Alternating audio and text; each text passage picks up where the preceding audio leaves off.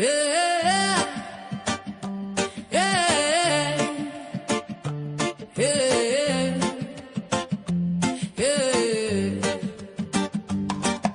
the shadows we were fractured beneath the weight of silent tears. Chains of history, scars unspoken, but now we stand confronting fears. From the ashes of our sorrow, a flame ignites, we break the spell. With every heartbeat, whispers follow, the tale of strength we know so well. Rise, Amazonia, hear our call. Through the storms, we'll stand tall. In the heart of our land, freedom song. With unwavering spirit, we will belong.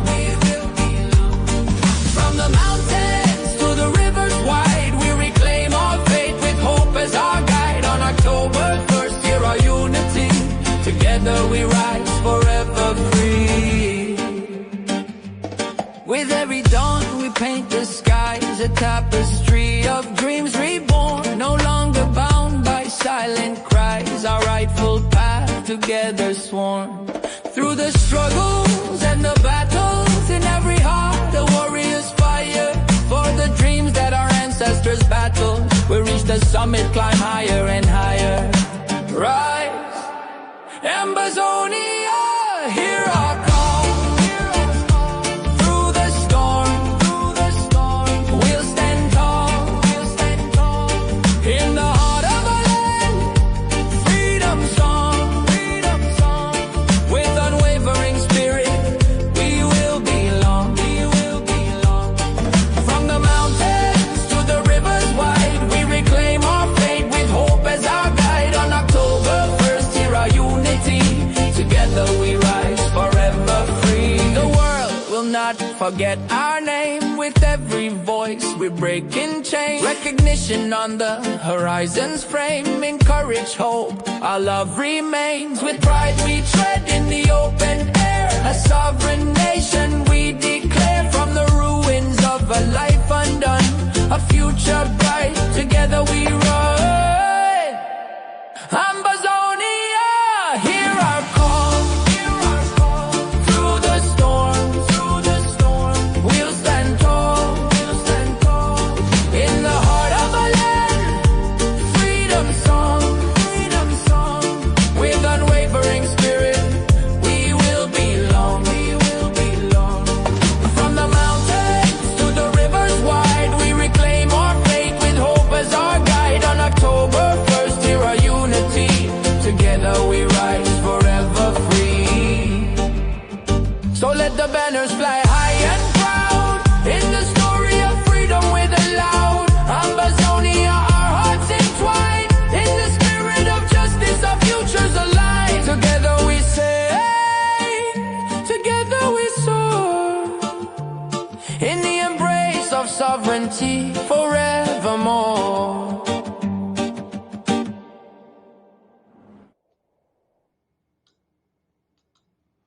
Good evening, fellow Ambazonians, ladies and gentlemen. You're welcome to this very important broadcast. Today, we are focused on looking at very closely the two wars ongoing in the two Cameroons. We find two nations fighting two separate battles for the souls of their countries. And a lot of people or political pundits on the opposite sides do not want to accept the message that is clear on the screen. CPDM loyalists in Amazonia who facilitated some quasi form of election or re-election or whatever took place, or selection that took place in Amazonia, are emotionally blackmailing those who boycotted an election they knew was going to be a fraud. Today we have Commander Elvis, Commander Willy, we have all of these people with us. We have Barrister Fru to talk to us some of the strategies that the people or the home front is going to be putting in place. We're also going to be examining the outcome. Strange things are happening. As it was predicted, the incumbent in neighboring French Cameroon has won the election and has declared himself winner and we are told he's supposed to be inaugurated Monday or so. Well, so much for us to look at. In the world of news, we have Donald Trump is indicating that the genocides of Christians in Nigeria, but if we calculate very closely, the genocide in Ambazonia outweighs the genocide of Christians in Nigeria. While we sympathize with the innocent lives that are wasted by armed groups, mostly jihadist armed groups in neighboring Nigeria, we are yet wondering why the world is not lending a voice on the fight or the genocidal onslaught against the peace-loving people of the southern Cameroons. This evening, there is the federal government draft redemption, and we are looking forward to give you more details as to what the significance of tonight's event is. Right after the break, we'll get into the newsroom to take some of these stories and get back with the panelists for some discussion. Don't go away.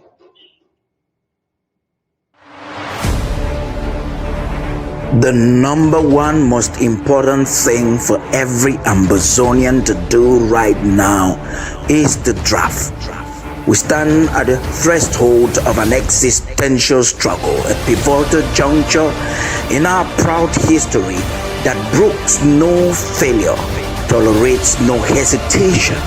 So we will draft incessantly, individually, within the warm, vibrant tapestries of our communities.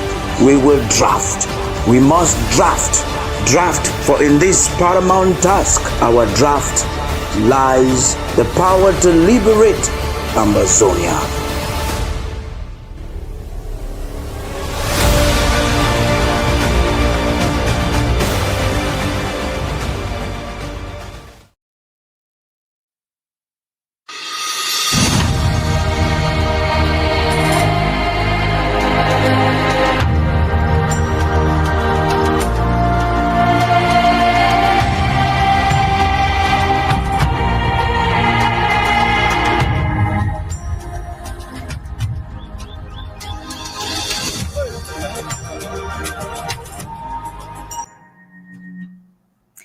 As the world watches a flurry of geopolitical tensions unfold, 3 flashpoints in Washington, Beijing, and Yaoundé.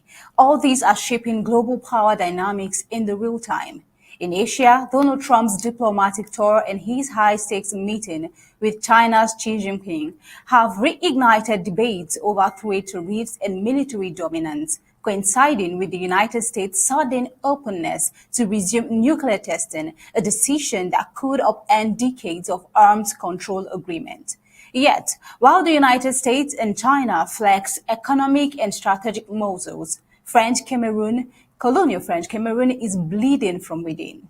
In colonial French Cameroon, opposition leader Issa Tchiroma Bakari's declaration of a nationwide ghost town following post-election violence marks a new chapter in the country's political crisis. The unrest triggered by President Paul Biya's controversial 8-term victory, which the United Nations has refused to endorse, calling for an independent investigation into the vote and the violence that followed. Now we see that this yet again mirrors a broader global struggle between state control and popular resistance, between power and legitimacy. Now taking a turn in a move that sent political shockwaves across French Cameroon, Gabriel Libby, leader of the Cameroon Party for National Reconciliation, issued a press statement during the week congratulating President Paul Biya on his electoral victory. His remarks, perceived by many as betrayal of opposition unity, sparked public outrage and renewed questions about the credibility of Cameroon's political system. Now, in stark contrast, a seasoned lawyer and former presidential candidate Akere condemned the election as fraudulent, urging national dialogue as the only path to restoring legitimacy and public trust. Now, we see that this vast contrast in reactions underscores a broader dilemma within Cameroon's political landscape. Is the opposition fractured by self-interest or strategically dividing in pursuit of political survival? Now, from Washington's nuclear posture to Beijing's cautious diplomacy and Cameroon's street-level deviance, it's important to ask, what is rewriting the rules of power today? This and more we'll delve into. Welcome to Global News. I am Thabita Arko. Let's begin.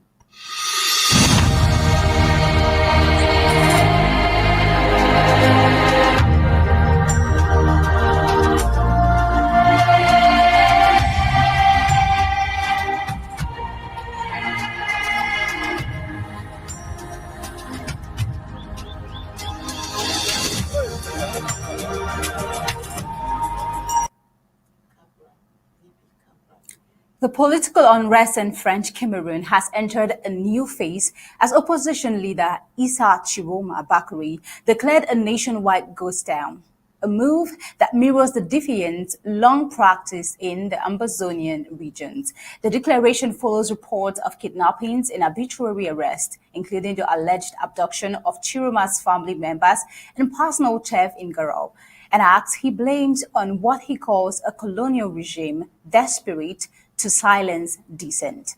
Now, in a strongly worded Facebook post earlier, Tchiroma accused the government of launching an open war against the French Cameroonian, vowing not to rest until the people's victory is restored.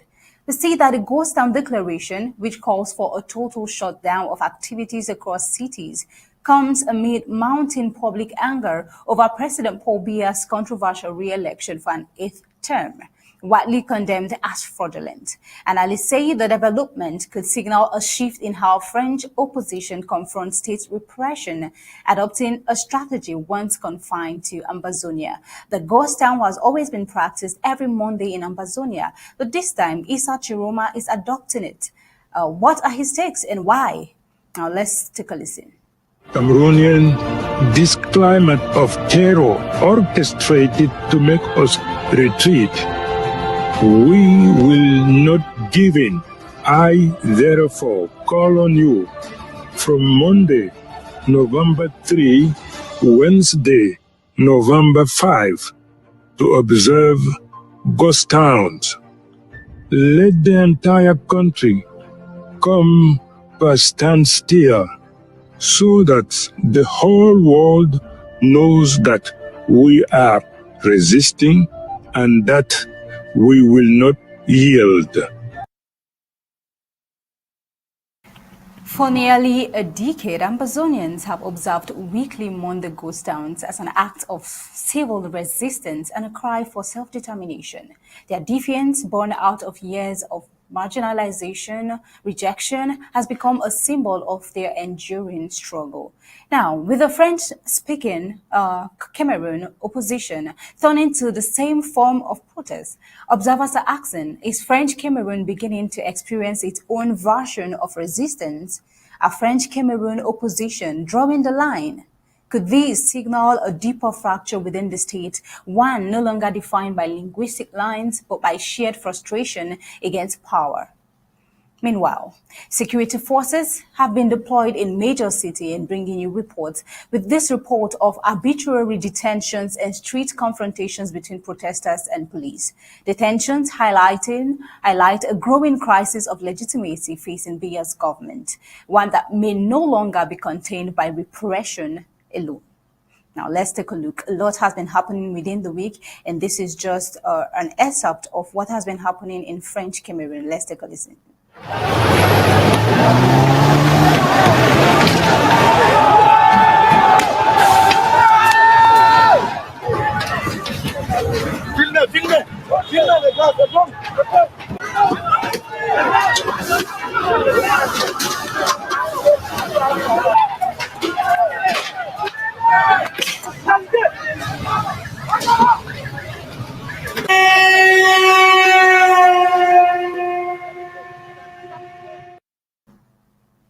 While Ambazonians' ghost towns were rooted in the fight for independence, Tchiroma's call may represent something different, like we are seeing an altercation with police and the civilians, a collective outcry against it is, against political exclusion and accountable governance. As the protest spread, the question now hangs over Yaoundé and beyond. Is French Cameroon approaching a turning point where silence becomes the loudest cry for freedom?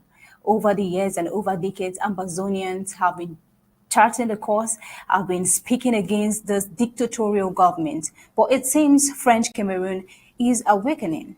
And let's see how that plays out. Now, moving over to the global scene, the United States has officially designated Nigeria a country of particular concern, following what President Donald Trump described as a wave of genocidal attacks targeting Christians across the West African nation.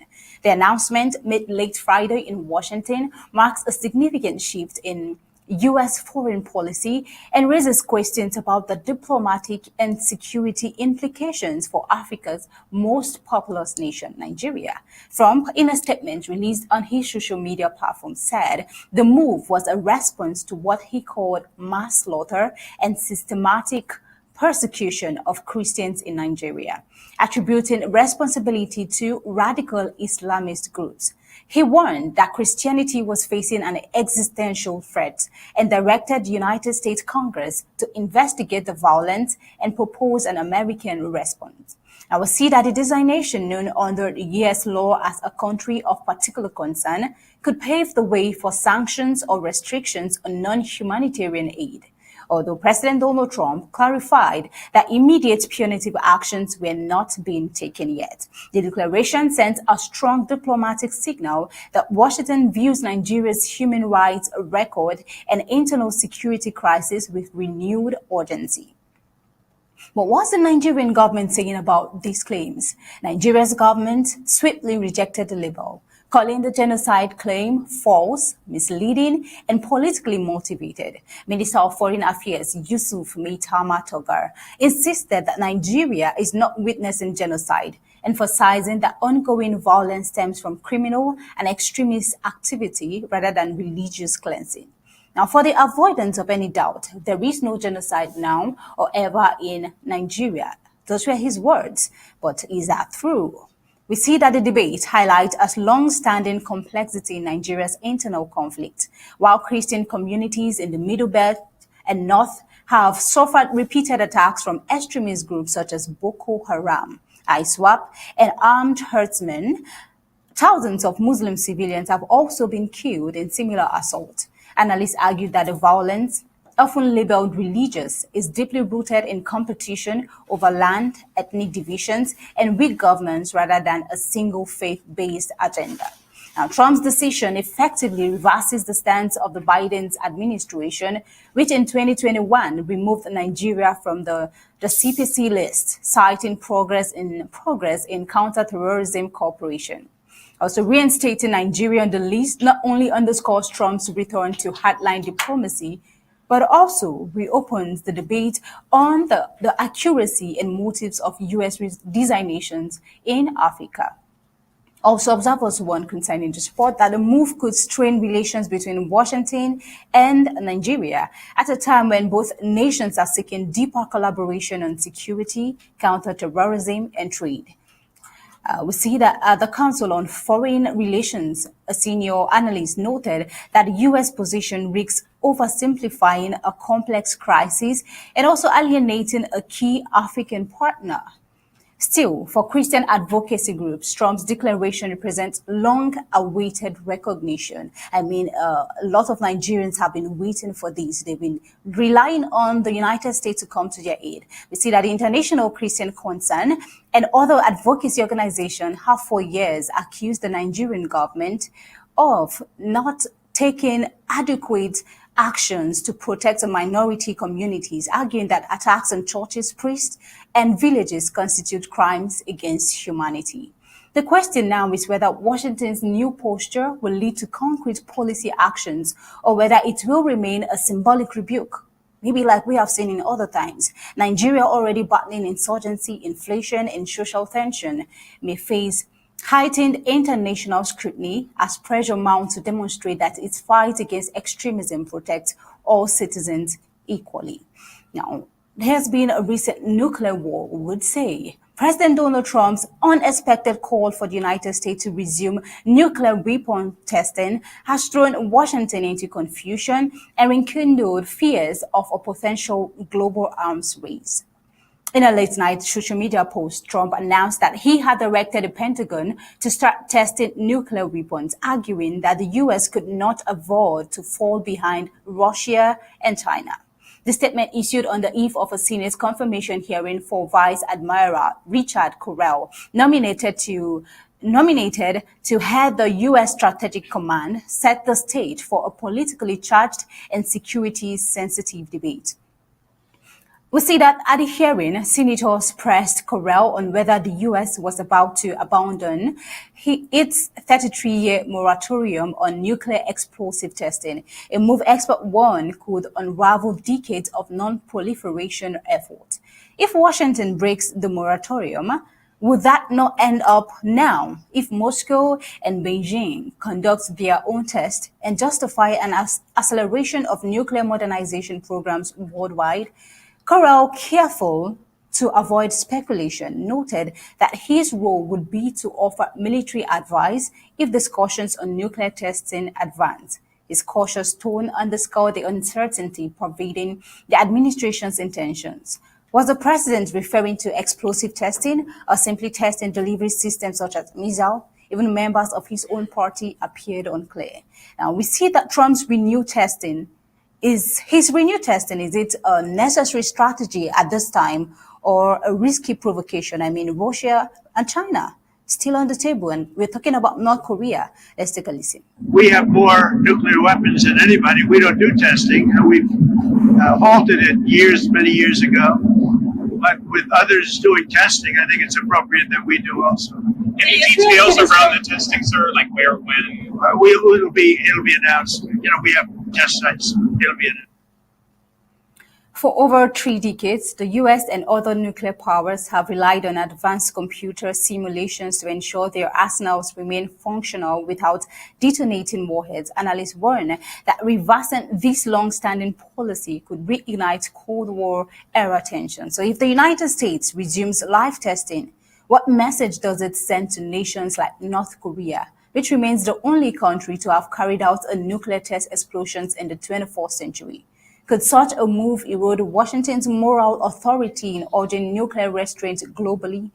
Experts argue that the U.S. has little to gain but much to lose. The country already possesses the world's largest data set from more than 1,000 nuclear tests conducted since 1945. Some security observers suggest that a return to testing would benefit U.S. adversaries, offering them justification to conduct experiments under the guise of parity.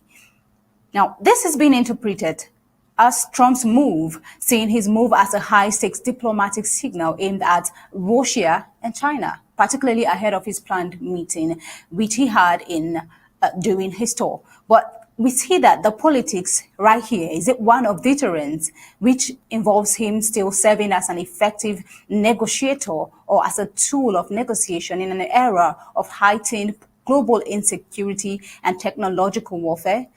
Russia, which recently tested 2 nuclear-powered weapons, has warned that it would respond in kind if any country resumes nuclear tests. Beijing, also China, meanwhile continues expanding its nuclear arsenal while avoiding arms control negotiations with the U.S., arguing that its capabilities remain far smaller. So if the U.S. chooses escalation over diplomacy, will it still have leverage to persuade others to return to the negotiating table? Or will it trigger a new era of competitive nuclear posturing like we are seeing here? Meanwhile, within the U.S., the potential resumption of underground nuclear testing, most likely in Nevada, has reignited concerns among lawmakers and residents who remember the environmental and health toll of past detonations. Senator Jackie Racine of Nevada has vowed to resist any attempt to restart testing in her state, citing decades of radioactive exposure and community trauma. Analysts also question the strategic timing of Trump's announcement with STARTCOM, recently reaffirming the reliability of the U.S. nuclear arsenal in January. Is there a credible technical justification for new tests, or is this move largely political theater designed to project strength ahead of global negotiations? Now, what are the global implications and strategic ambiguity as we are seeing here? Breaking the test moratorium could upend the delicate balance of deterrence that has maintained relative nuclear stability since the early 1990s. It could also undermine international confidence in the United States. Their commitment to non-proliferation treaties, particularly the Comprehensive Nuclear Test Ban Treaty, which Washington has designed and signed but not ratified. So if the world's most powerful democracy, the US, decides to cross that line, how will emerging nuclear states interpret the precedent? Will restraints give way to rivalry, or will diplomatic engagement reassert itself before mistrust spirals into a renewed arms race like we are seeing with Russia, China, and North Korea? As the United States scrambles for this clarity, Trump's latest nuclear declaration has reopened one of the most consequential debates of the post-Cold War era: how far nations are willing to go in the name of deterrence, and at what cost to global security. Now, moving over and bringing you recent updates from Trump's Asian trip. His tour, United States President Trump has concluded high-stakes trade talks with Chinese President Xi Jinping in South Korea, where both leaders agreed to reduce tariffs on exports in an effort to ease mounting tensions between the world's two largest economies. Let's take a look. And we're going to have a very successful meeting, I have no doubt. But he's a very tough negotiator.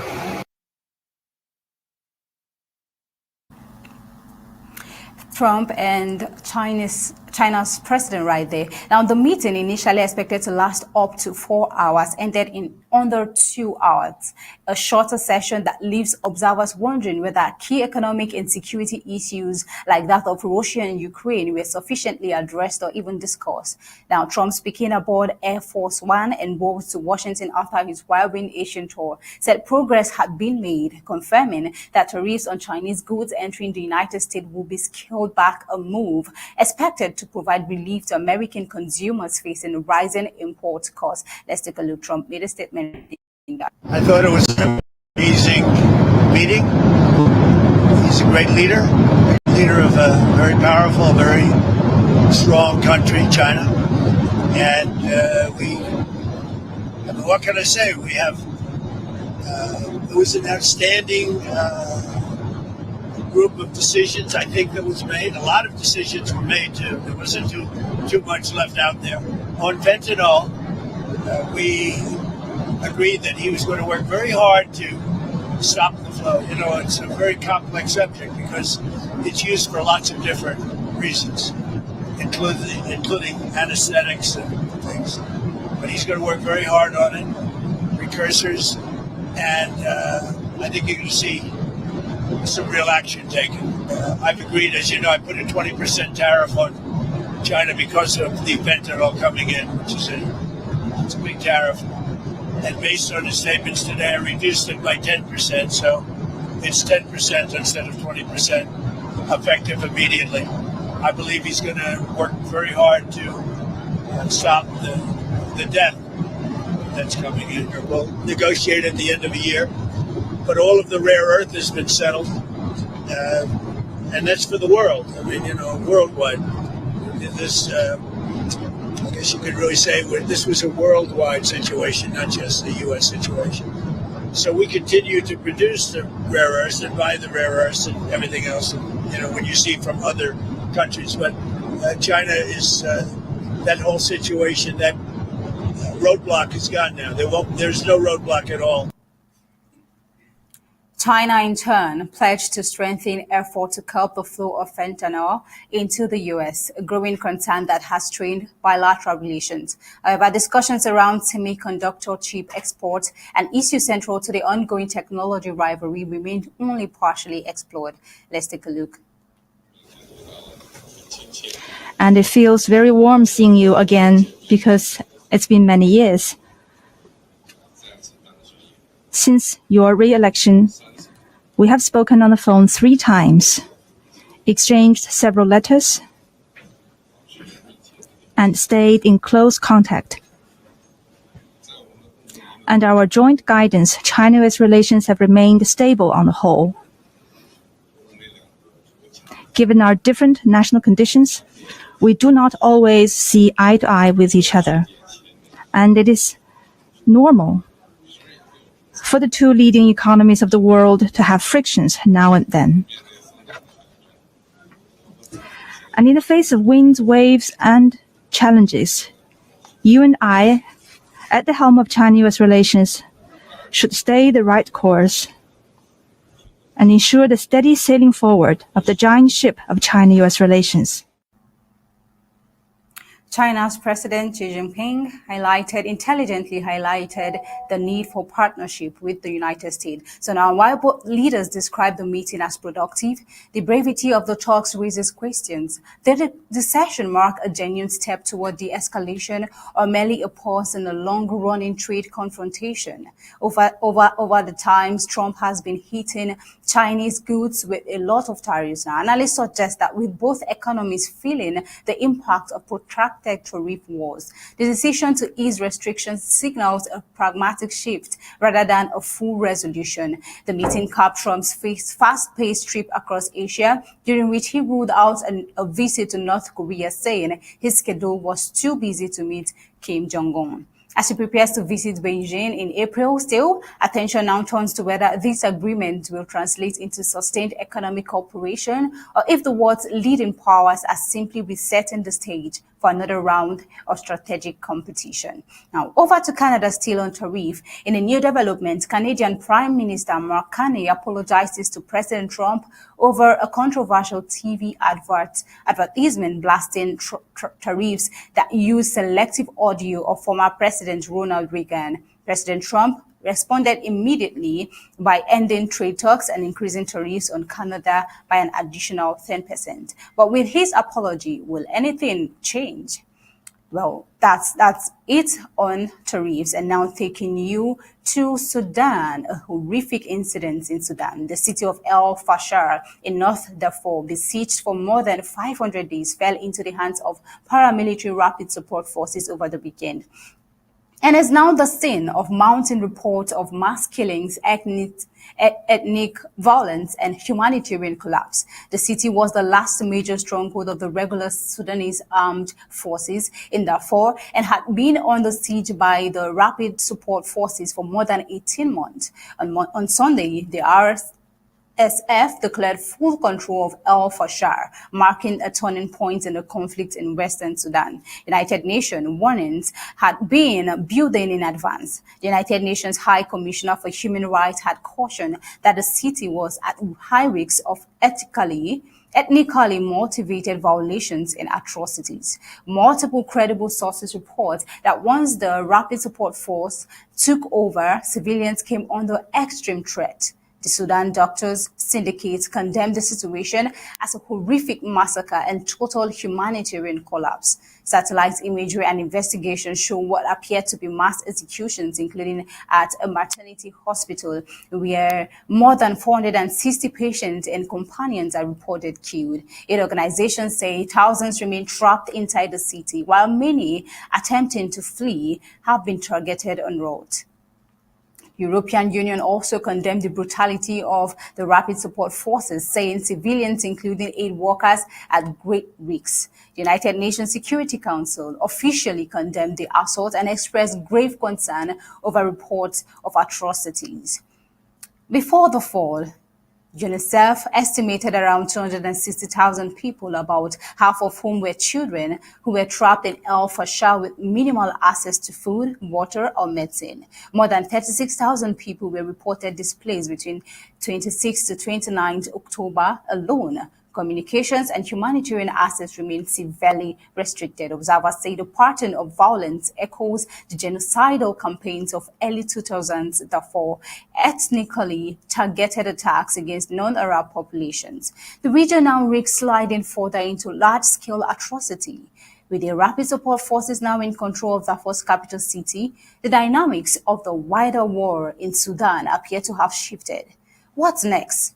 The international community is under pressure to respond. United Nations Secretary General called for an immediate end to hostilities following the hospital killings. Investigations into the mass killings are being demanded by aid groups and regional actors, but securing evidence and access will be extremely difficult.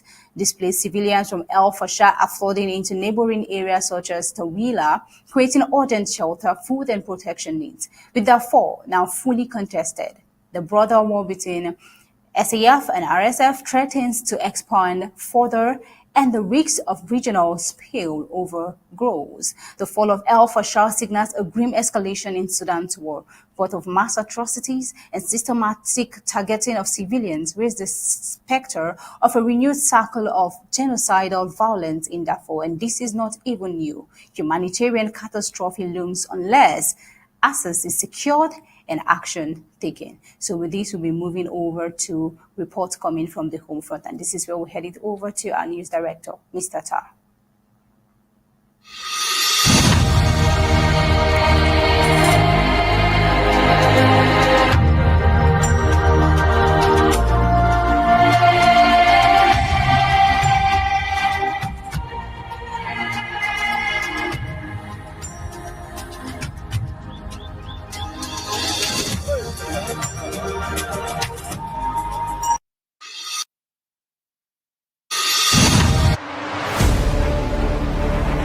The number one most important thing for every Ambazonian to do right now is the draft.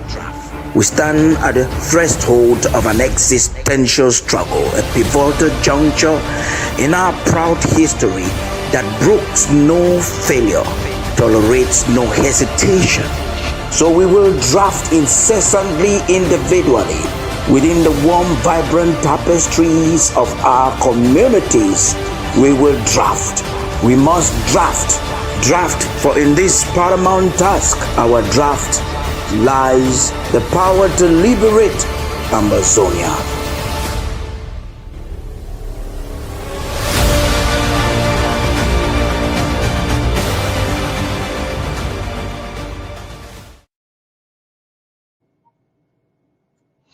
Good evening, Barrister Fru. You're welcome, Commander Willy. I cannot see your face. Commander Elvis. I understand tonight we're going to be doing the federal draft redemption, which is an important aspect at this critical time. But I thought it was important also to lay the framework for all the groundworks for this evening's conversation. The world is talking about supposed genocide in Nigeria with very loud speakers.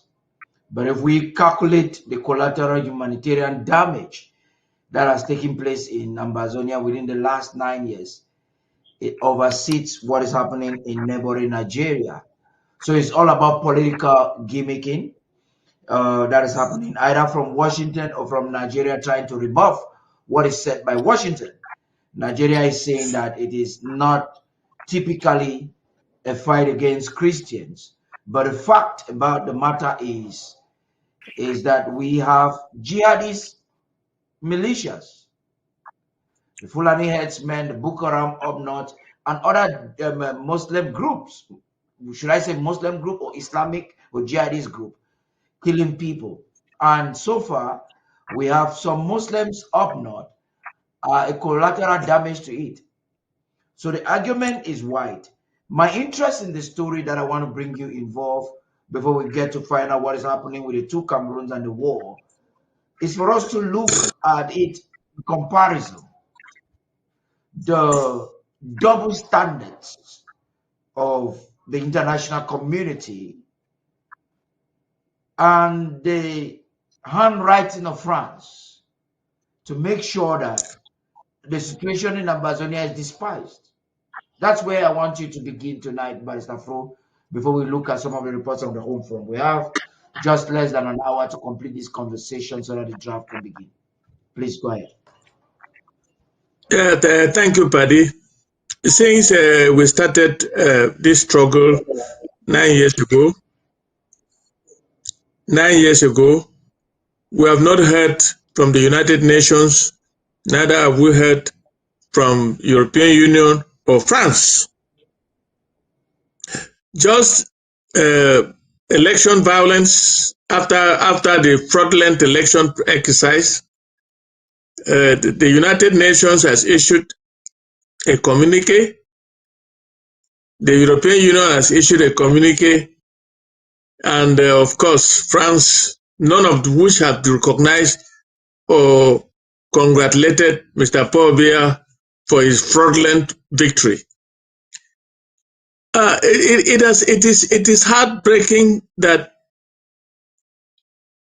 the organizations, these important organizations around the world, are ignoring the genocide that took place in Ambazonia, are ignoring that Ambazonia has been at war for 9 years with La République de Cameroon, where Ambazonia has lost more than 60,000 people. They keep putting fraudulent people keep putting it at 6,000. Everywhere you hear 6,000. For the last 2 years, we've been having 6,000. But the death toll in Ambazonia was from the beginning was really, really high, and we can conveniently say we have lost more than 60,000 people. That has not moved the world in any shape or form. But just the election violence and demonstrations have made the United Nations, the European Union, and the big powers to issue statements. The only power that has not said a word is the United States.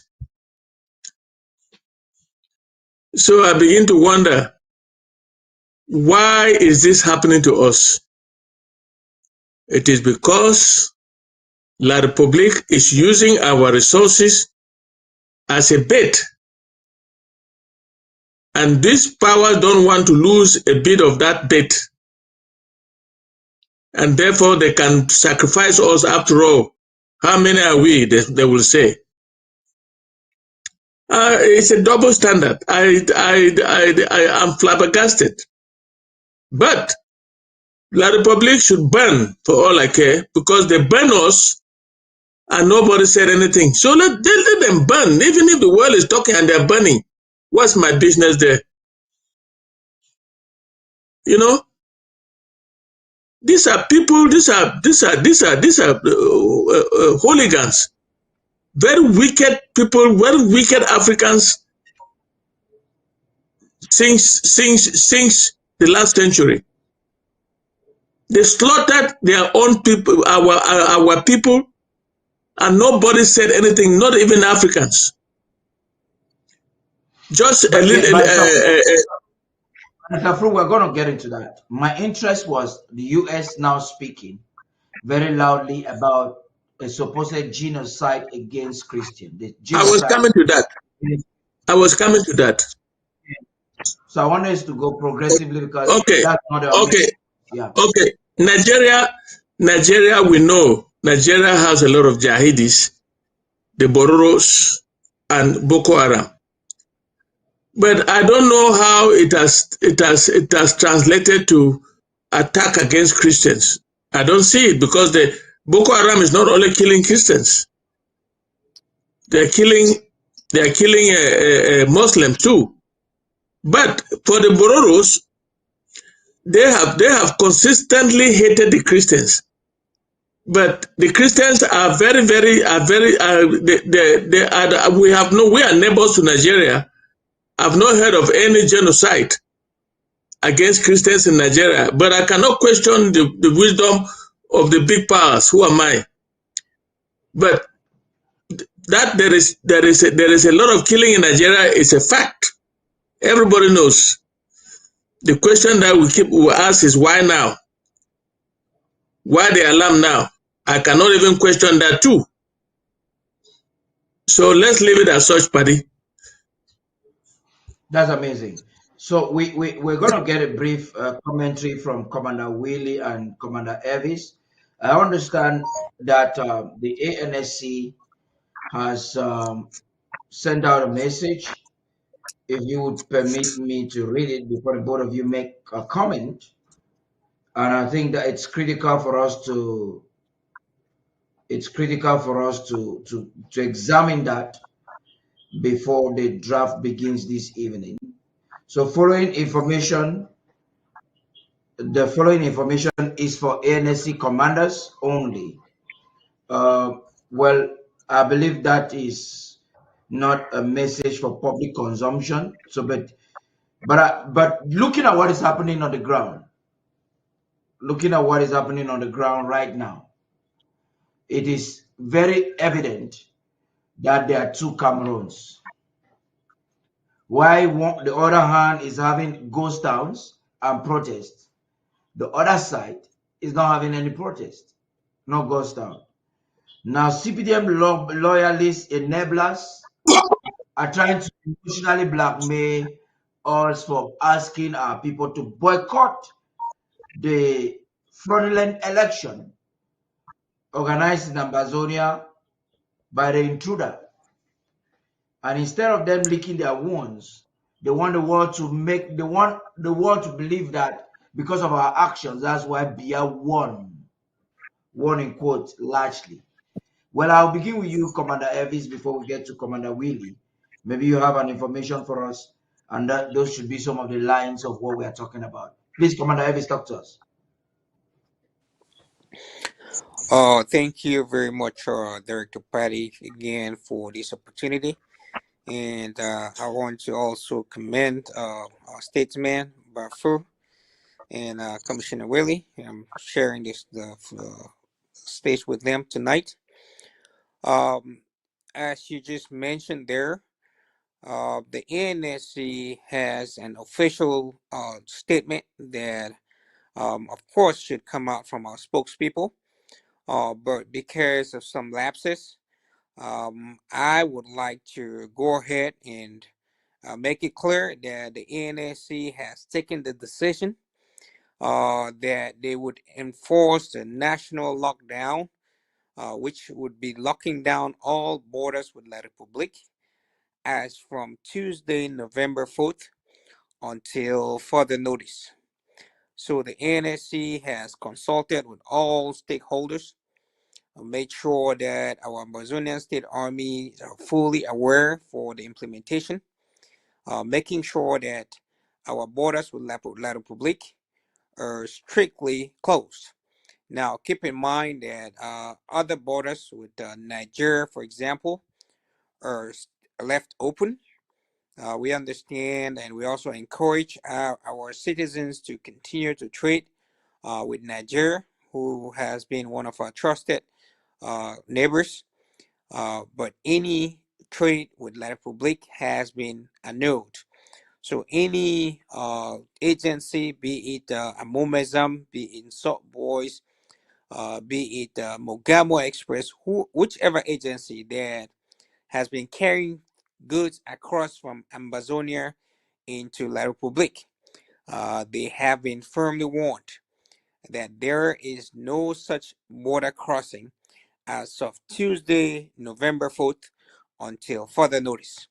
I know Commissioner Willy is here. He had already declared that previously.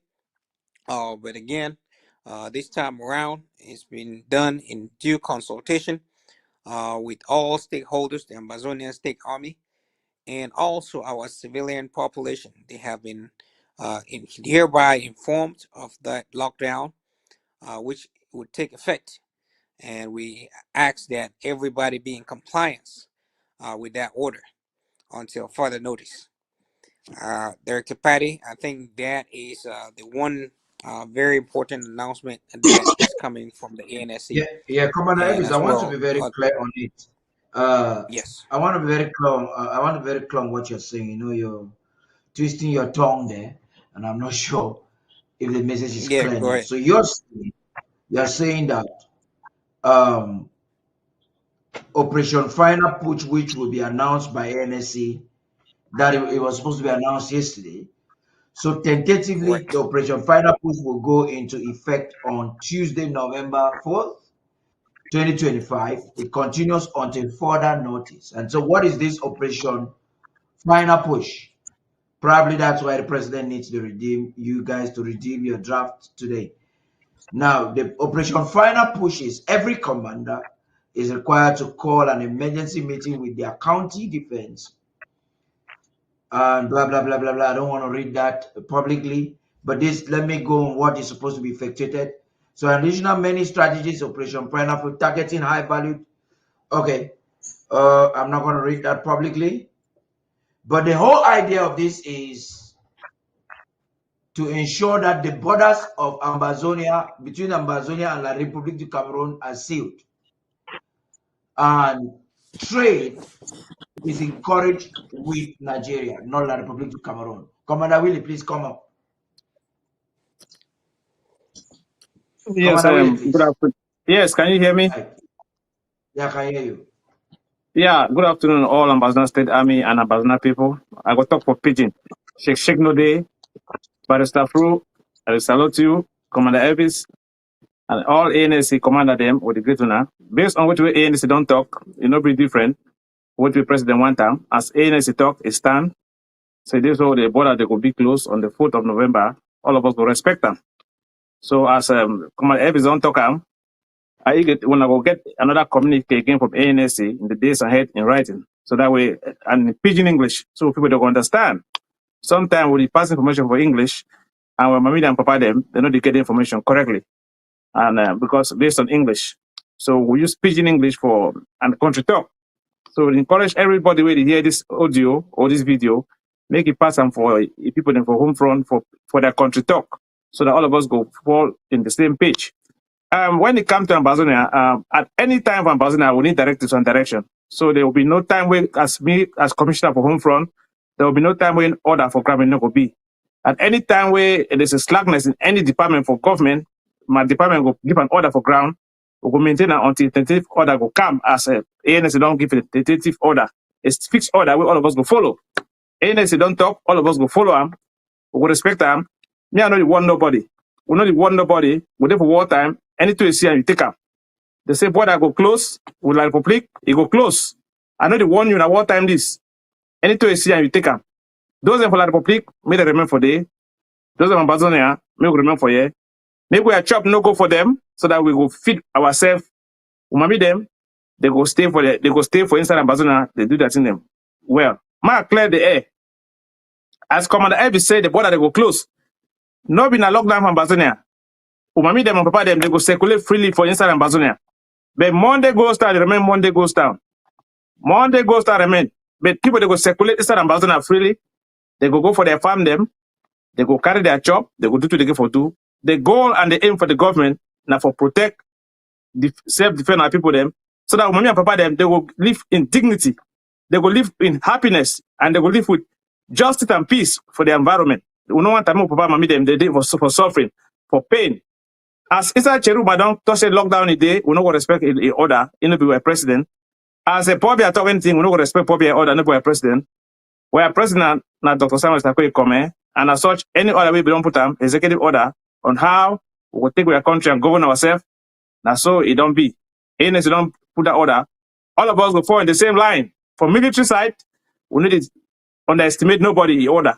Any other way can be better past existing order, we will take up. ANC don't give order for the whole country. All of us, all Amazona State Army and the defense unit, we all will fall in shape and line in that capacity. What do you say?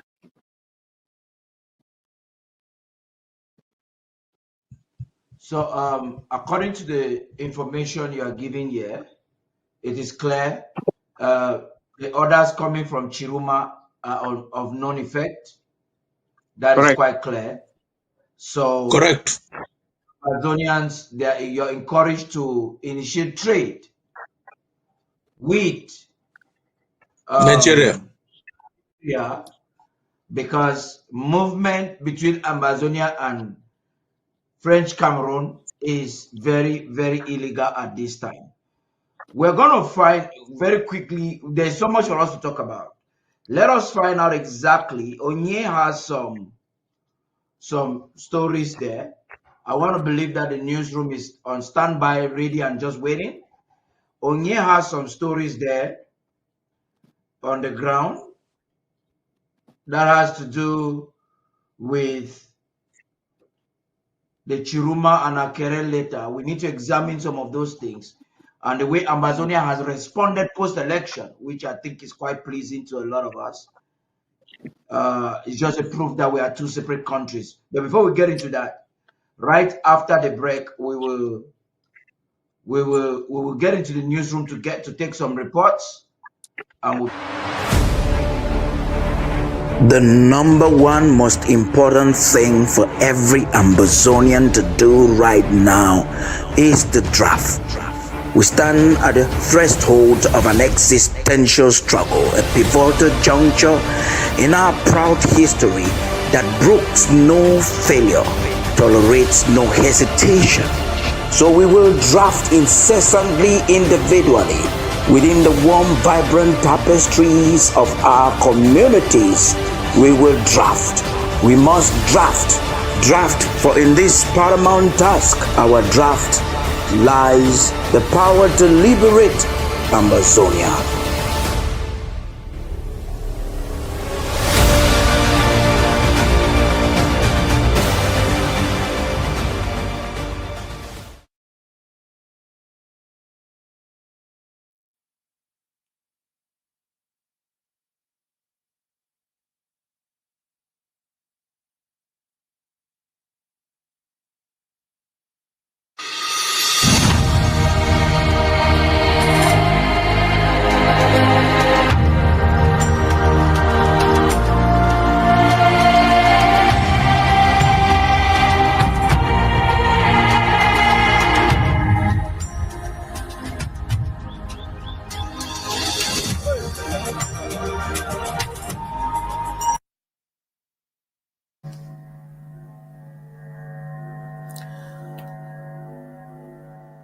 Well, good evening and welcome to tonight's Undaunted. Former president of the Cameroons Bar Association and longtime anti-corruption advocate, Akere has issued a powerful statement rejecting the outcome of Cameroon's October 12th presidential election, which declared President Paul Biya the winner. Speaking as a civil society leader, founder of the Now movement, and a one-time presidential candidate, Muna described the election as a fraudulent exercise that marked the continuation of a 43-year system designed solely to preserve power for the incumbent regime. Well, according to Muna, the electoral process was manipulated at every stage, from organizational to proclamation, by institution loyal not to the constitution but to the ruling establishment. He accused the Constitutional Council of abandoning its judicial responsibility, functioning as a mere endorsement mechanism for what he termed a constitutional coup. Getting statistical inconsistencies and improbable voter turnout and his figure, Muna asserted that evidence of electoral fraud was overwhelming and reflected the regime's disregard for the Cameroonian people. He noted that his own name and votes appeared in official results despite his former withdrawal from the race 11 days before the election. A situation he said highlighted the deep flaws within the system. The statement denounced the results, which credited the incumbent with 86% of the vote in what they call the Northwest region, a figure Muna described as impossible given the ongoing instability in that part of the country. He warned that such manipulation had eroded the social contrast and deepened divisions across the nation. Muna further condemned the arrest of opposition leaders following post-election unrest, calling the government's action an irresponsible provocation driven by fear of its own citizens. He expressed sorrow for the loss of lives in the violence that erupted after the 26th of October, blaming the government for placing power above the people's welfare. In his statement, Muna urged the government to take immediate steps towards restoring legitimacy and peace. He called for the unconditional release of the political prisoners and the initiation of a sovereign national dialogue aimed at crafting a framework for a genuine democratic transition. Muna concluded with a message of defiance and hope, reaffirming his commitment and that of all reform-minded Cameroonians to continue the struggle for a legitimate, just and united republic. According to him, he emphasized that the people of the Cameroons deserve a government of their choosing, not one imposed on them like a masquerade, what he termed a corrupt and cynical political masquerade. Well, it's amazing that they all understand that the election was just a selection, and now everyone is speaking up. All right, there is still more reports here. This is from the Voice of Ambazonians, and this particular one, the United Nations refusal to endorse Paul Biya's contested victory in Cameroon's October 2025. Presidential election has sent shockwaves through the nation and across the world. The decision, accompanied by a call for an independent investigation into the vote and the ensuing of violence, marks a rare moment of international rebuke for a government long accused of manipulating the democratic process. What had once been a predictable ritual of disputed election and swift congratulations from abroad has instead turned into moments of diplomatic isolation for one of Africa's longest serving leaders. Following the Constitutional Council's announcement that Paul Biya had secured just over 53% of the vote, the country descended onto unrest. Opposition figures rejected the outcome, claiming widespread violence and also fraud. While demonstrators erupted in major cities including Douala, Garoua, and Yaoundé, security forces responded with force, leaving casualties and deepening the public's anger. The UN's intervention, urging restraint, accountability, and transparency, underscores a growing global consensus that the legitimacy of Biya's rule is eroding. Observers note that the UN stance exposes three critical realities: the collapse of legitimacy, the onset of international isolation, and the resurgence of hope among citizens who feel silenced by decades of repression. The ruling system, once presented as a guarantor of stability, is now increasingly seen as a source of national division. Cameroon's institutions, from its judiciary to its security forces, appear more aligned with preserving the regime from protecting the public. Amid this crisis, the rumored possibility of a papal visit has sparked controversy, with critics warning that such a gesture could be perceived as tactics or a tactic endorsement of a government facing accusations of brutality and corruption. Cameroon. The French Cameroon now stands at a decisive crossroad. The UN's response has laid bare a fundamental truth: peace cannot endure without justice, and unity cannot be achieved through coercion. For more than 4 decades, Biya's leadership has relied on the performance of democracy without its practice. But as the world turns its gaze towards Yaoundé, that long-running performance appeared to be nearing its final act, and the question of who truly represents the will of the Cameroonian people grows impossible to ignore. Now let's get that audio from Dr. Mungwa. Today is Saturday, November 1st, 2025. This is the Voice of Ambazonia. Our editorial for today is titled, "The UN Rejects Biya's Victory, a Blow to Cameroon's Credibility," fellow Ambazonians. Across the world, the sound of disbelief is echoing from New York to Yaoundé. The United Nations has refused to endorse Paul Biya's so-called victory in the October 2025 presidential election, and the shockwaves are reverberating through every corridor of power in Cameroon. For over 40 years, Biya's regime has perfected the art of performing democracy without ever practicing it. But this time, the world is not applauding the performance. The United Nations has called for an independent investigation into the vote and into the violence that followed, a diplomatic message that speaks louder than any congratulations ever could. When the Constitutional Council in Yaoundé announced Paul Biya as winner with just over 53% of the vote, few believed it. Opposition leader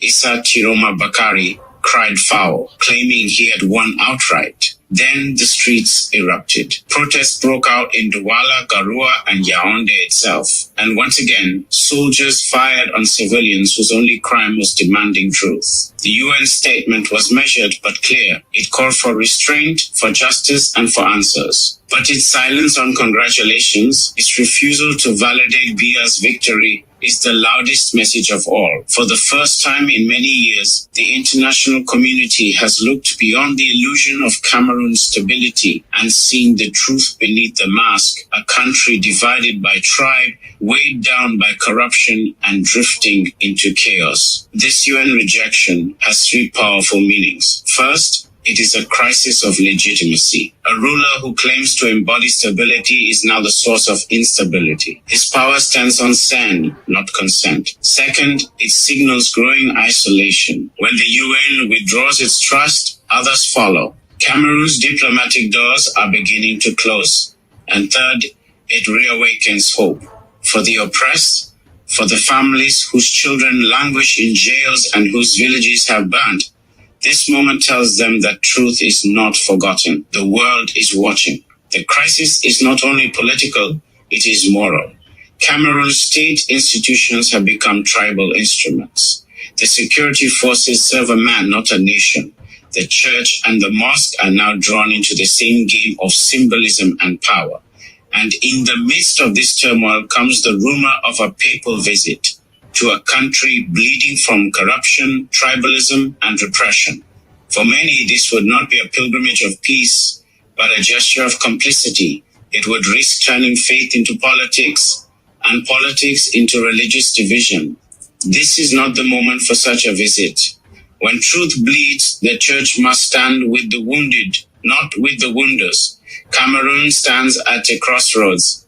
It can cling to a dying system, or it can begin to heal. The UN's message is clear. There can be no unity without justice, no peace without truth, and no recognition without reform. For over 40 years, Paul Biya has governed through the performance of democracy. Today, that performance has lost its audience. The stage is empty, the curtain is falling, and the world is finally asking the question that Cameroonians have asked for decades: who truly speaks for the people? This has been the voice of Ambazonia Radio. Truth in resistance, clarity in crisis. Good night, and may truth light our path to freedom.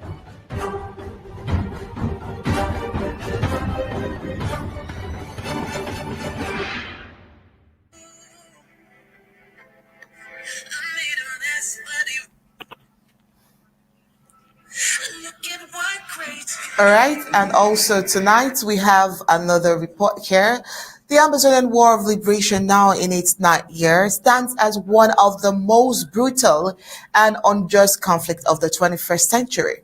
Since 2016, more than 50,000 innocent lives have been lost, millions displaced, and thousands arbitrarily arrested, tortured, or disappeared in what history will remember as the silent genocide of southern Cameroons. Entire villages have been reduced to ashes, schools turned into garrisons, and farmlands into graveyards. Yet the spirit of the Amazonian people remains unbroken. This war was not born of rebellion, it was provoked by betrayal, trust, and the betrayed people, a people deceived by a fraudulent union, forced into assimilation and ruled through occupation, What began in 1961 as a promise of equal partnership became through deceit and force the illegal annexation of a free nation. Ambazonian's purpose, therefore, is not to seek reform or a place within the tyranny that enslaved her. Ambazonian's purpose is to reclaim sovereignty, to restore the dignity and statehood of a people whose existence was erased from international consciousness, but not from divine memory. Ambazonians reject every attempt to reduce their liberation to dialogue, federalism, or what they term as reconciliation, for none of these can coexist with occupation. The struggle is not for adjustment, it is for redemption. Not for coexistence, but for freedom under international law as guaranteed by UN Resolution 1608 and the inalienable right of the peoples to self-determination under Article 1 of the UN Charter. This is the heartbeat of the people of Ambazonia, the heartbeat of resistance, the essence of the endurance, and the foundation upon which today's editorial Project C, the last box of the Union, finds its meaning.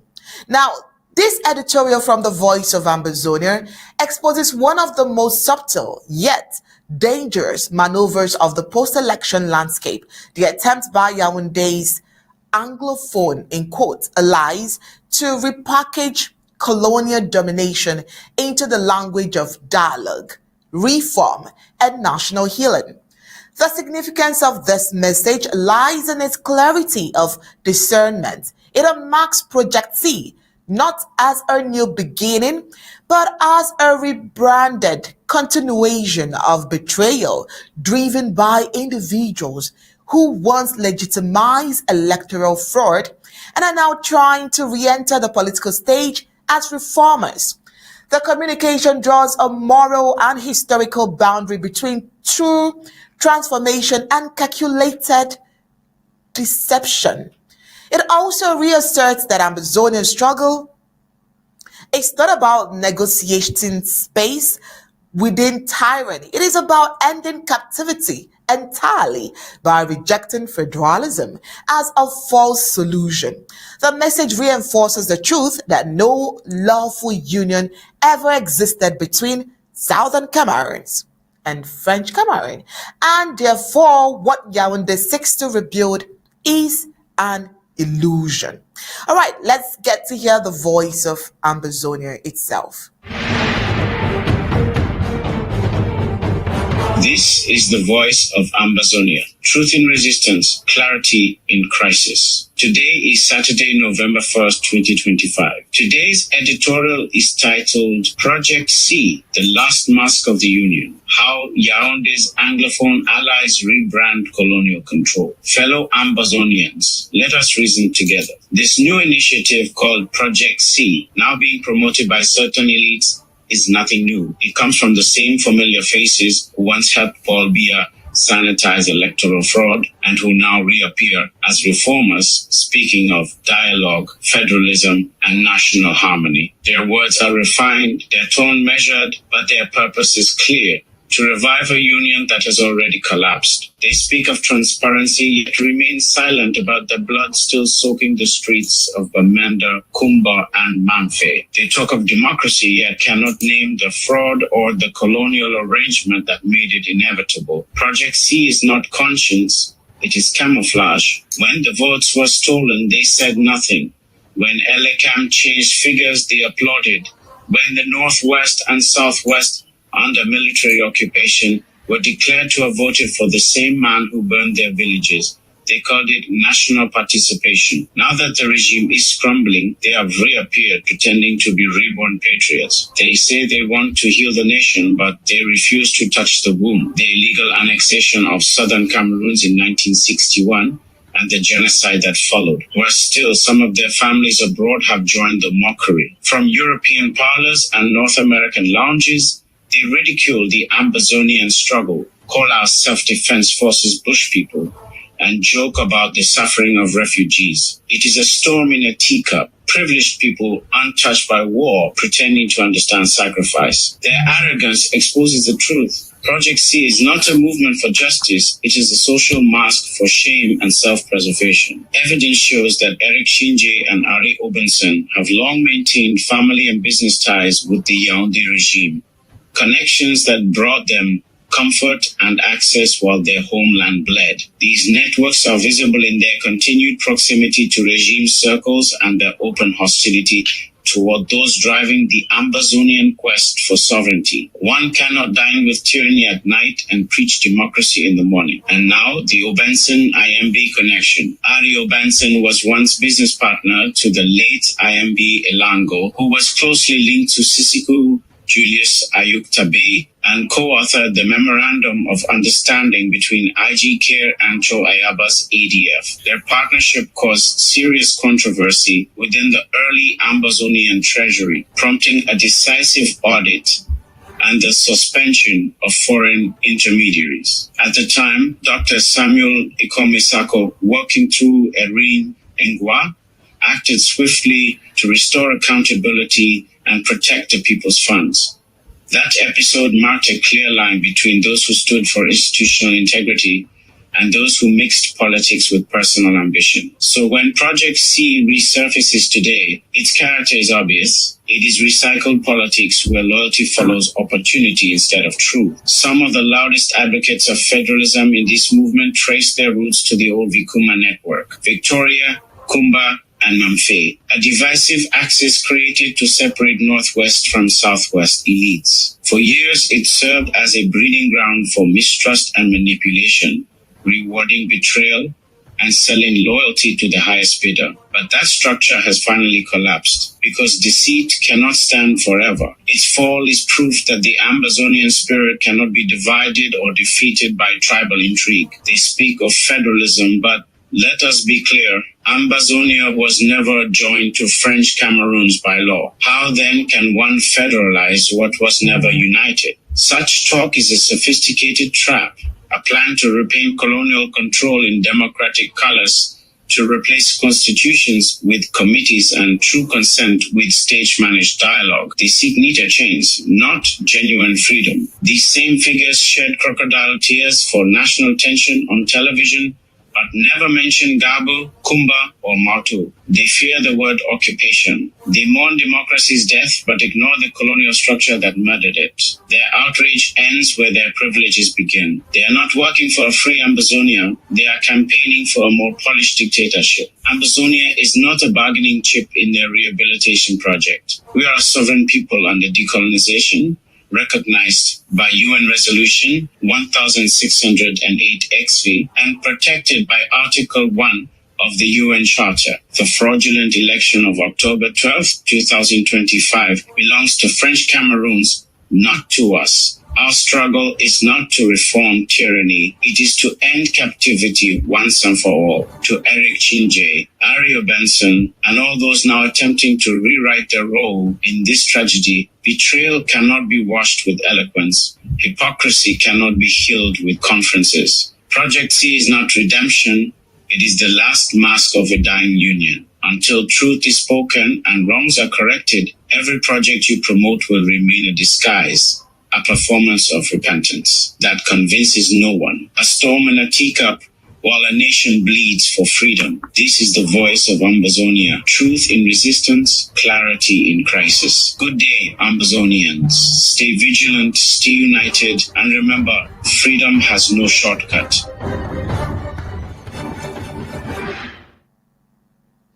Right, before I go, it is important that I mention here that Dr. Mungo's framing of this particular editorial is given a profound national significance because it serves as a political compass, warning citizens to stay alert against psychological manipulation dressed as reconciliation. It reminds the international community that Amazonians' pursuit of sovereignty is rooted in law through UN Resolution 1608 and in justice, not in vengeance. Beyond politics, The message calls for moral vigilance. It cautions Ambazonians that eloquent and polished speeches from old collaborators cannot wash away complexity. The fight for freedom must remain grounded in truth, not in sentiment. And so, in essence, this broadcast is both a revelation and a reckoning. It marks the exposure of Project T as the final disguise of a dying union and reaffirms that the Amazonian people will not trade justice for cosmetic peace. The communication closes as it began with unshaken conviction, truth in resistance, clarity in crisis. Freedom has no shortcut. Mr. Tar, freedom has no shortcuts.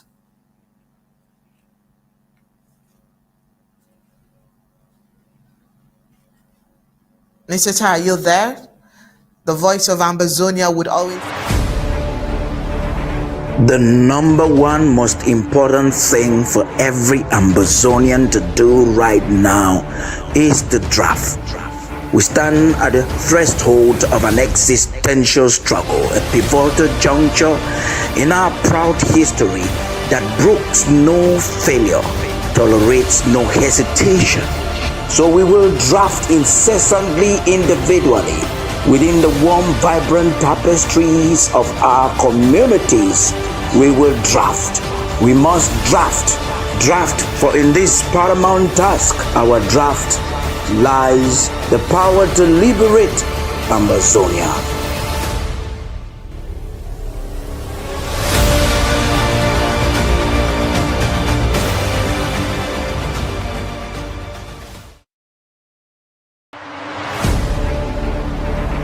The number one most important thing for every Ambazonian to do right now is the draft.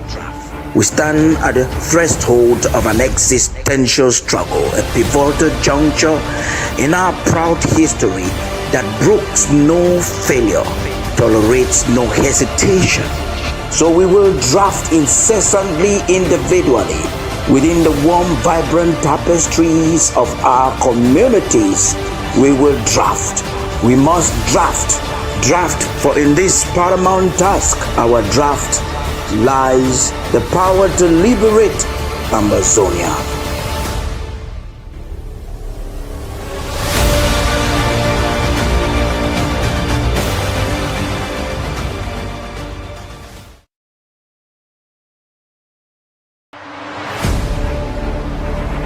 The number one most important thing for every Ambazonian to do right now is the draft.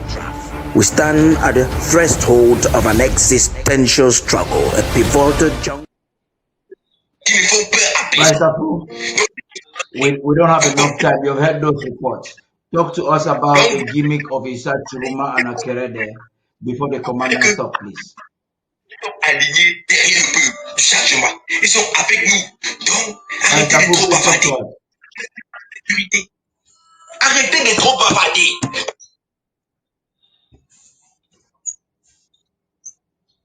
Barrister Fru, can you hear me? I can hear you now. Sorry. Yeah, I said talk to us concerning the reports you just heard before the commanders, please. It was a very elaborate report. Well, one thing that I must congratulate Commander Elvis is letting my dream begin to take shape. I have been talking about this border thing for I cannot remember when. Now it is the time. I hope we have the means and the capability to enforce the closing of our borders. Thank you, Commander. Thank you, ANFC. Now, talking about the crisis in La République of Cameroon and its impact on us. In fact, I can tell you that the southern Cameroons and Ambazonia now is a free country. Everybody is enjoying the freedom, and La République is now in a lockdown and in a fight. I watched a video rather, of Bamenda Commercial Avenue very busy, very busy. People moving up and down and trading and everything going normal. I also watch Douala, a ghost town, the largest ghost town city I have seen in my life. Even Bonaberi, that is full of Ambazonians, was locked down because they too are afraid of the attacks that may come from anywhere. So La Republique is burning, Paddy. La Republique is burning, and from my vantage position, I can only say let them smell the coffee.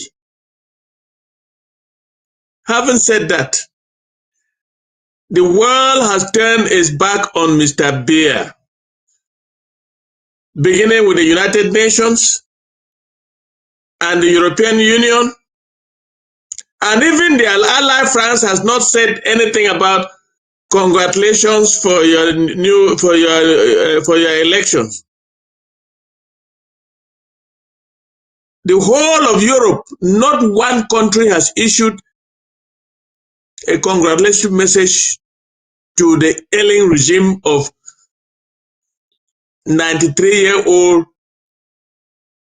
president of Africa.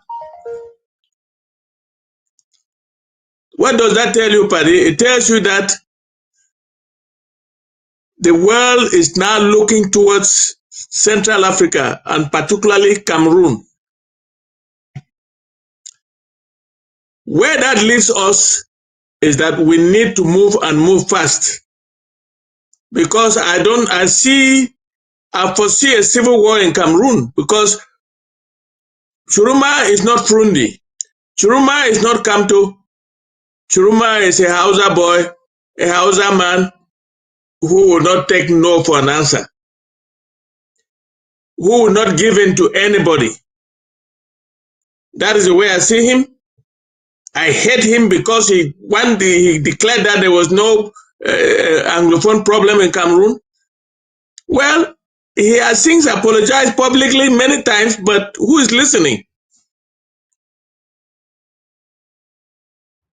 All I'm saying is that we don't, even right now as we speak, I don't see whether we need any recognition from La République du Cameroun, from negotiations from La République du Cameroun. The only negotiation we need is reparation, and that the International Court of Justice can handle that. For now, La République du Cameroun is eating its own carcass. The carcass that they have been piling up for the last 43 years. The young people that grew up not to know anybody other than Biya, who were born after Biya came to power, are now asking questions. Why is it that we leave school and come back from school and we can't find jobs? Why is it that the same president and the same people are there? Why are there so many potholes all over the country? La République du Cameroon is a decaying state,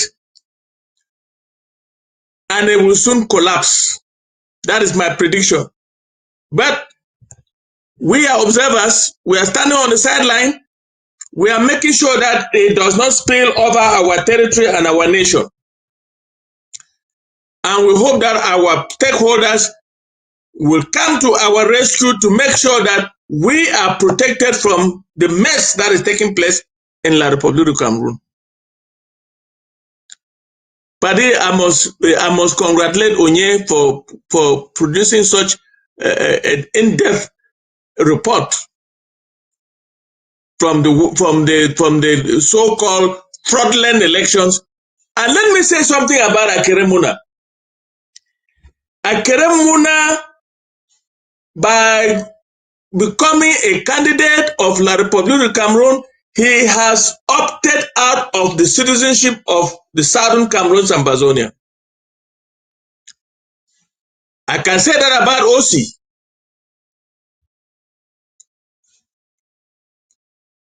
and any other person who took part actively, directly or indirectly, in this fraudulent election.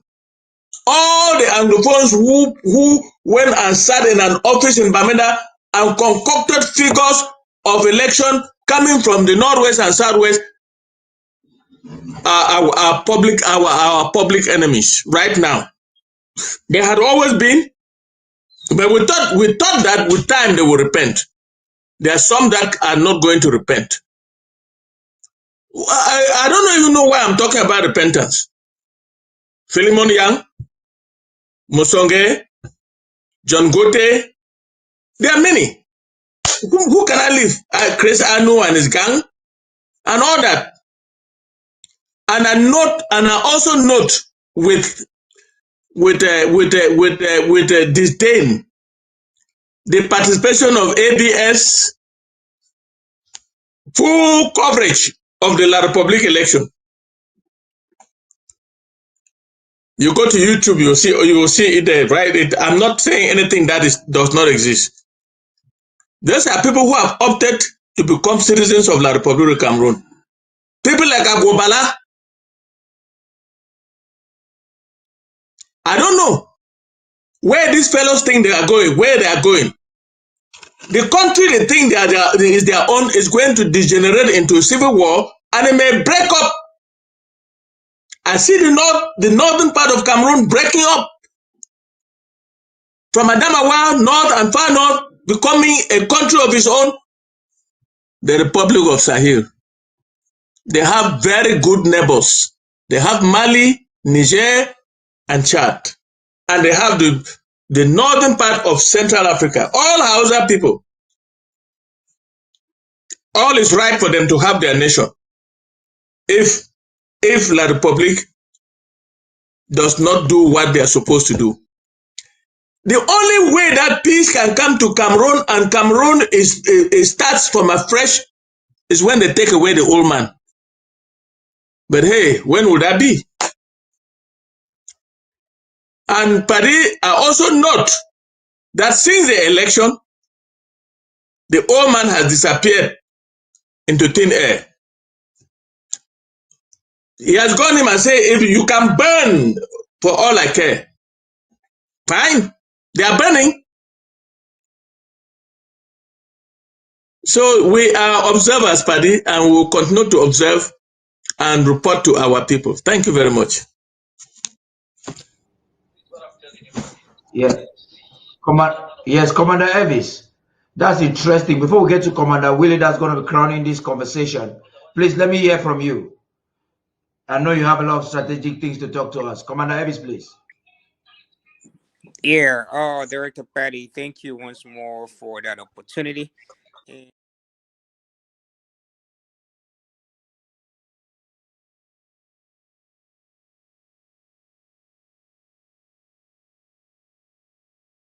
See as well, a very wonderful report there by reporter Onye.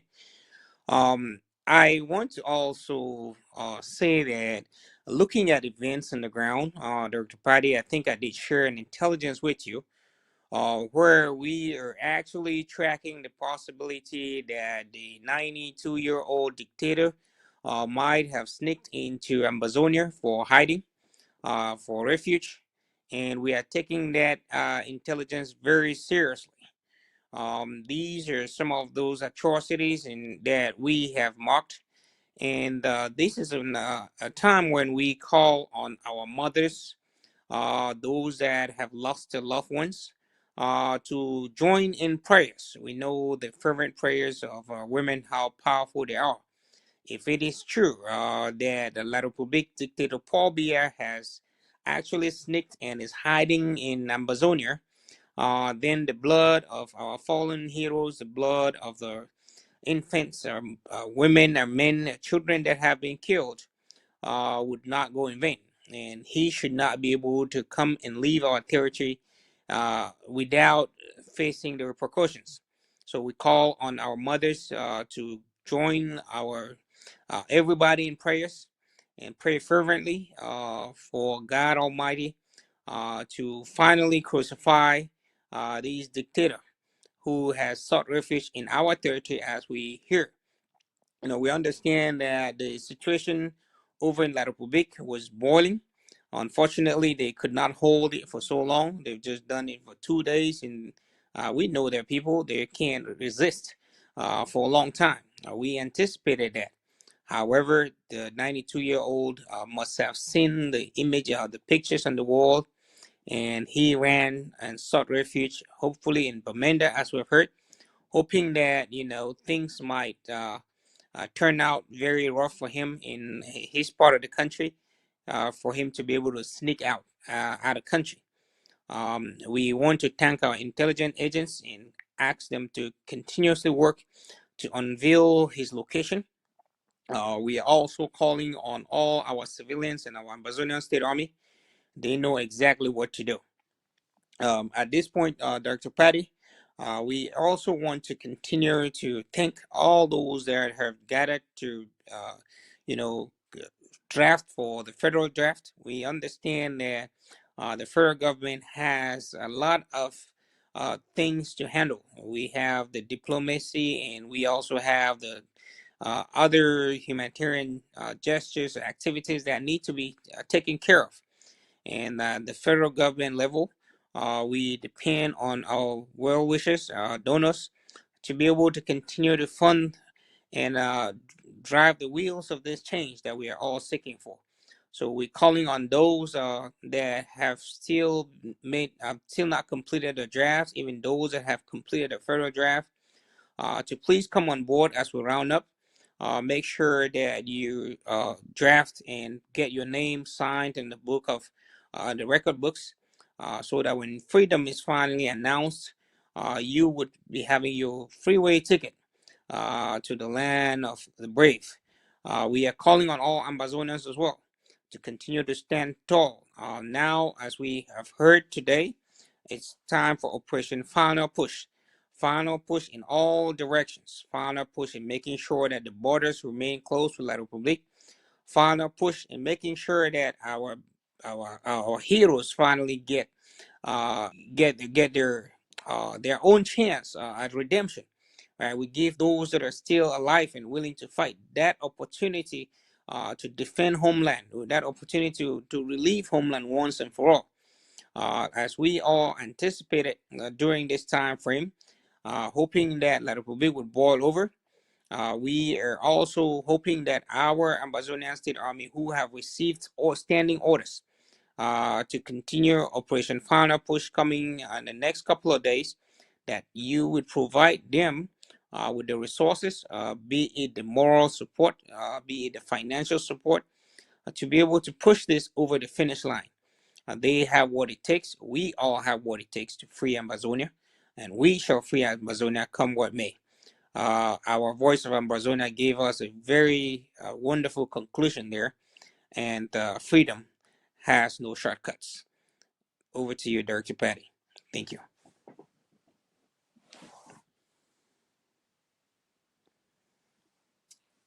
Dr. Patty, you there?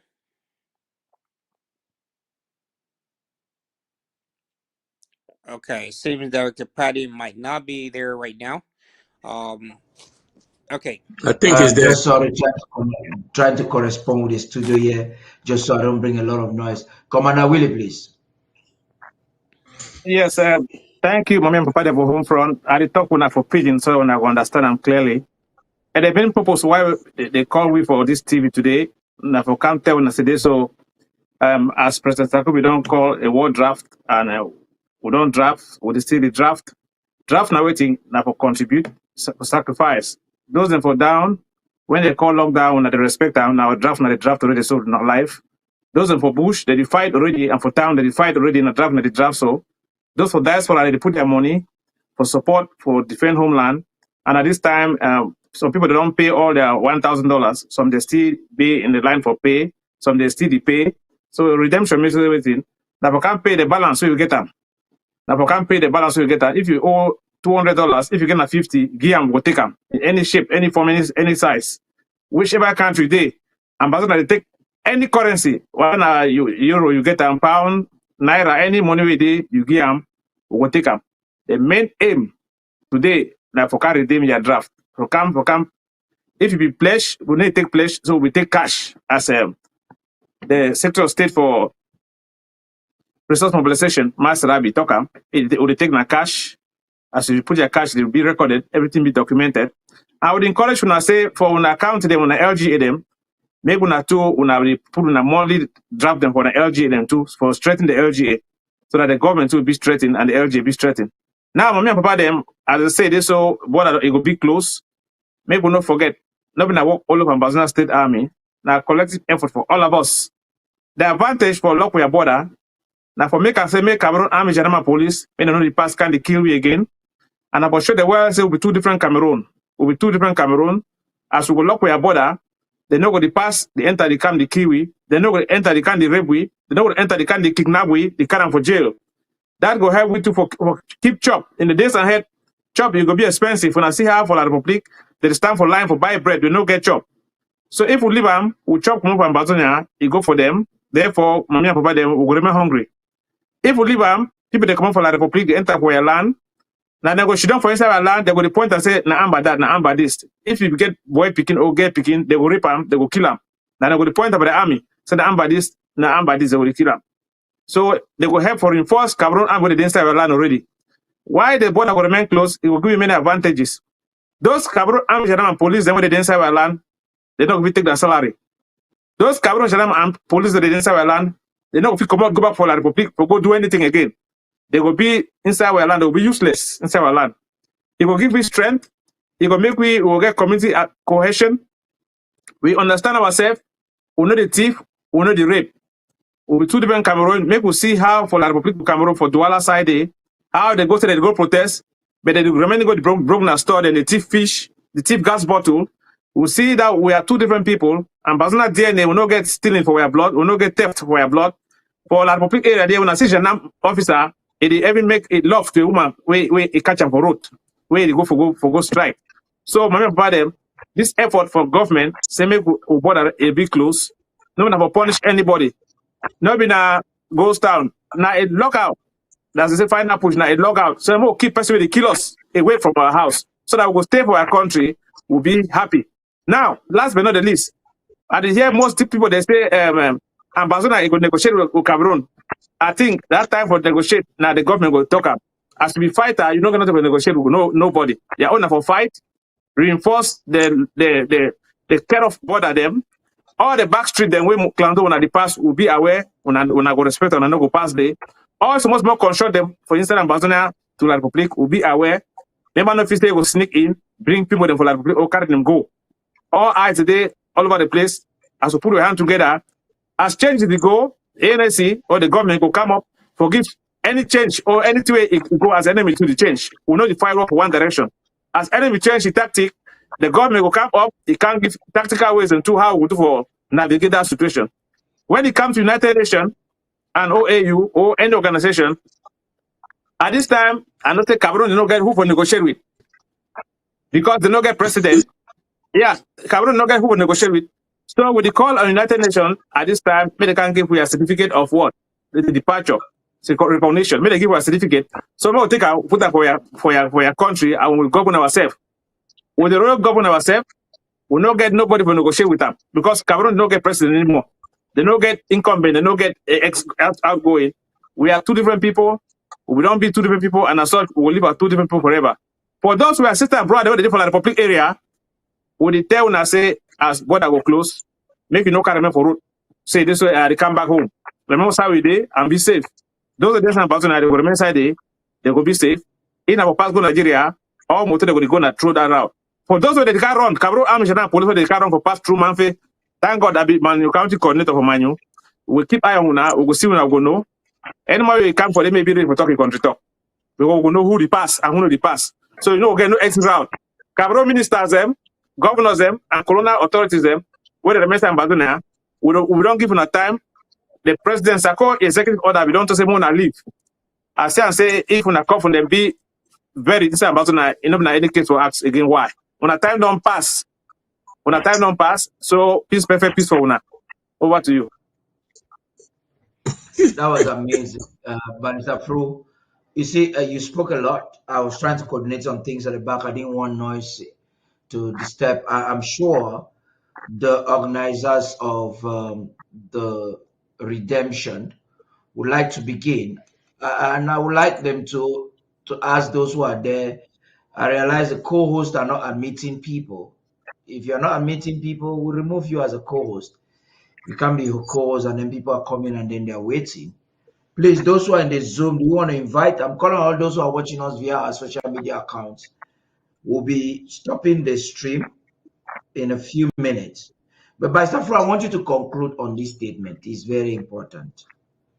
There is this argument that we are being emotionally blackmailed, though it is clear that the two Cameroons are fighting for two different causes. But we are being emotionally blackmailed that because we boycotted, that's how Biya won. We know Biya didn't win. So enablers don't want to take the shame. For them, if they will emotionally blackmail us, they will make the oppressor to like them more. And to some extent, do you think that Biya took advantage of us boycotting? Because I've argued with those that even if we voted, the votes wouldn't have been counted. What happened to the vote in Yaoundé in Douala? He lost in Douala, but he triumphed in Douala.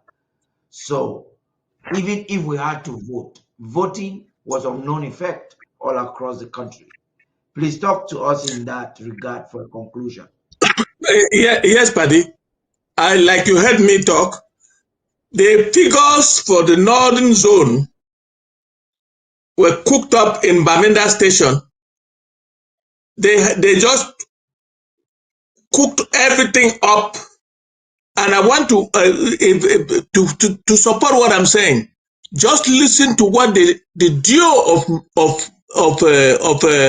Ndu said. The duo of Ndu said he can remember that only 130 people voted in Ndu, and less than that voted in all the other subdivisions of Dongo and Manto. He is surprised with the 15,000 votes declared by CPDM and so on. That's the duo of Ndu, an administrator of La République du Cameroun. And from my findings, Paddy, they sat in Bamenda Station in the governor's office and concocted all those figures. All the process papers were cooked up. No, but the truth is division by division. That's why they started agitating. They started agitating before time, telling people not to announce results because they knew that they were not going to have a free and fair election. Yes, they deliberated division by division, assigning figures that never existed, and they prepared the process paper. Look, the boycott that we, the Federal Republic of Ambazonia, instituted in our territory worked wonderfully, more than 95%. You could have a few votes coming from the military, but the military by large voted for their country, even though they were in occupation of Ambazonia. And they didn't even vote for CPDM, for God's heaven's sake. The military in Bamenda Station, the military in Kambe never voted for the CPDM. And how many are there? And for this kind of figures to appear, 15,000 here, 13,000 there. Look, Rosemba Acha, a minister of La République from Momo, when I cooked up figures in Batibo, 5,000 people. This Batibo town that I know does not have more than up to 2,000 people. So the cats and dogs and everybody voted for CPDM in Batibo, and everybody voted CPDM. 5,000 in Batibo. All that were cooked up in Bamenda Station. They didn't attempt to do it inside Ambazonia because the Ambazonia State Army can catch them. where they caught some people carrying ballot boxes and they paid the ultimate price. I don't want to say who. Paddy, let anybody who thinks that they can blackmail us is wasting his goddamn time. Because the boycott that we instituted worked more than 95%. Our people listen to us. The whole of Bamenda, let anybody tell me where there was a police station in Bamenda. You, Paddy, you are a Bamenda boy. The police station that was at Old Town was empty. We had people that sent us image. You and I, and that one was at Old Town because of police. That one was at Old Town because of police.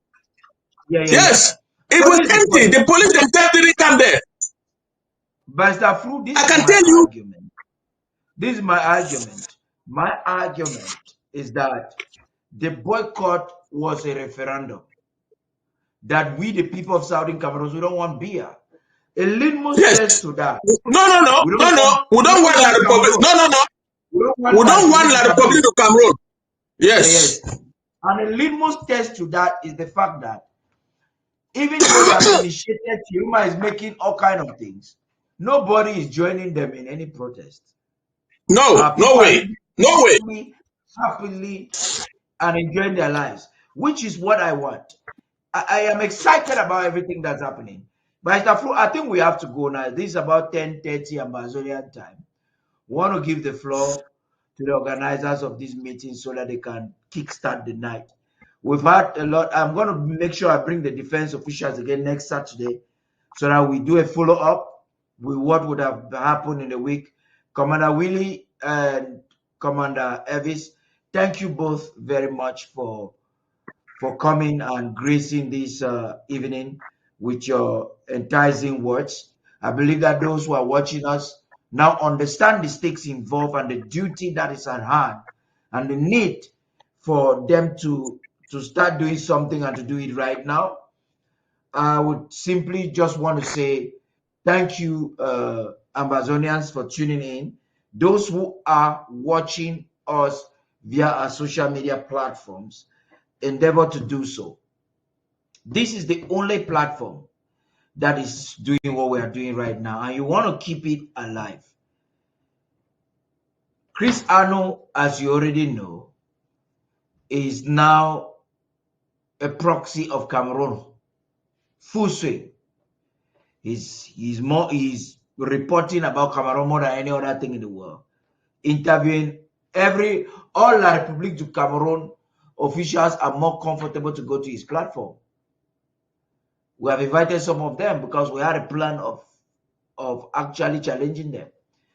And they accepted initially and they will not accept. The reason is because coming to this platform is a kind of quasi or somewhat an indirect recognition of us as a state, and they don't want to do it. According to them, boycotting us is delegitimizing us, which is also a fail. It's not going to work. Well, you need to, I'm calling on all those who are club members, patrons, donors, and even the counties that have not sent their dues, that there's need for you to do it. We have to top up our game, project ahead of Christmas. So much for us to do now. This is a time when we want to communicate some things and communicate them even louder than ever because of the need that it's on the ground. There's noise everywhere. Our rhetoric is important. After all is said and done, what we see is essential. This news I'm giving to you now, some activists have resurfaced again. You see them. People will really know where they are, and they are trying to say things that do not even make sense right now. Ambazonians that only become La République. In fact, a lot of strange things are happening there. There's a lot of disinformation and misinformation. And you want to be sure that this platform is there to redirect the communications to the home floor from especially the way it should be. Please, if you are not yet logged into the Zoom meeting, log in now. Ensure that many more people come in and we're having the right phone number that we should be having and engaging in the discussion that we need to engage just before the draft begins this evening. See you next Saturday. Oh, you stay tuned with ABC on our platforms, and we'll have our rendezvous again next Saturday. In our proud history that Brooks, the number one most important thing for every Ambazonian to do right now is the draft. We stand at the threshold of an existential struggle, a pivotal juncture in our proud history that brooks no failure, tolerates no hesitation. So we will draft incessantly, individually, within the warm, vibrant tapestries of our communities. We will draft. We must draft. Draft, for in this paramount task, our draft lies the power to liberate Ambazonia.